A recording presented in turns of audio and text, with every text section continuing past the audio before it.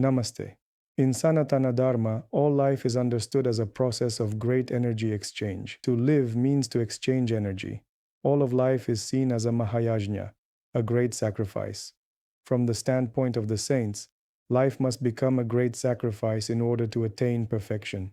It is believed that a person has 5 debts: to God the Creator, to the gods, to the sages, rishis, to people, to the ancestors, and also to nature and animals.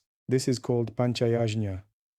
When we make offerings, Brahma Yajna, the recitation of sacred texts, the study of scriptures, we fulfill our duty to God. When we venerate saints, the rishis, the saints of the tree of refuge, we fulfill our duty to the sages. When we perform worship of the gods, homas, yajnas, pujas, chant mantras, sing bhajans, we fulfill our duty to the gods. When we perform Pitar Upasana, we fulfill our duty to the ancestors.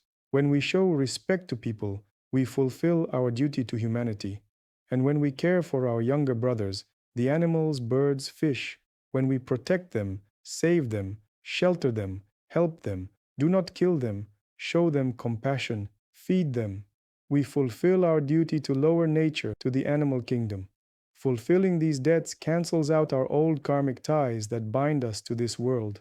When we faithfully fulfill these debts, our status in the universe rises. For example, from an ordinary person, we may become a sadhu. From a sadhu, a jnani, from a jnani, a siddha, and from a siddha, a devata. That is, we are progressing properly along the evolutionary path of the universe. To correctly arrange one's life, so that old debts are repaid and new ones are not accumulated. This is Dharma. To evolve and grow toward the divine, this is Dharma. Therefore, the entire life of a person is participation in this energy exchange, in this offering. When we act in this way, we act in accordance with cosmic principles, with the cosmic law of harmony, artha, and in the end, we are elevated to a divine state. But if we violate the processes of energy exchange, if we take something and do not give in return, do not repay our debts to karmic creditors, do not fulfill our agreements, this becomes our karmic debt. And these karmic debts delay our progress on the evolutionary path. But if we violate the processes of energy exchange, if we take something and do not give in return, do not repay our debts to karmic creditors, do not fulfill our agreements, this becomes our karmic debt. And these karmic debts delay our progress on the evolutionary path. Therefore, it is useless to steal, to be greedy, to unjustly appropriate something, to act unfairly, because the law of karma, which is a partial manifestation of the principle of dharma, is arranged in such a way that energy exchange is always accounted for. And if we violate the principles of this exchange, our movement up the evolutionary ladder will be hindered. In the end, we will still have to repay these debts, not with money, then with emotional states, not through actions, then through circumstances. We exist in a stream of karma, in a stream of continuous energy exchange. If we receive something, we must necessarily give something in return. Sometimes you may receive something on the physical level, but return it on the emotional level. Sometimes you may receive something emotionally, but repay it intellectually. How can one know how to act properly in a given situation so that the exchange is fair and balanced? One must study the Shastras, the sacred scriptures. For example, the Skanda Purana describes various kinds of donations, different types of motivations, and circumstances for offering. Who can give to whom? Sometimes this energy exchange may be aimed at satisfying karmic creditors from past lives. Karmic creditors are souls or beings from the subtle world or from the physical realm with whom you created ties in the past, arnanubandhana, and to whom you owe something by the law of karma. For example, you may have taken something from someone, or made a promise but didn't fulfill it, or someone may have protected or healed you, but you didn't repay them. The subtle bodies of these souls, now in the subtle world, remember this, or, on the physical plane, karmic creditors may appear in your life. They come to you and make certain claims. They assert their right to repayment. Sometimes we do not remember. We may wonder, why are these people behaving like this?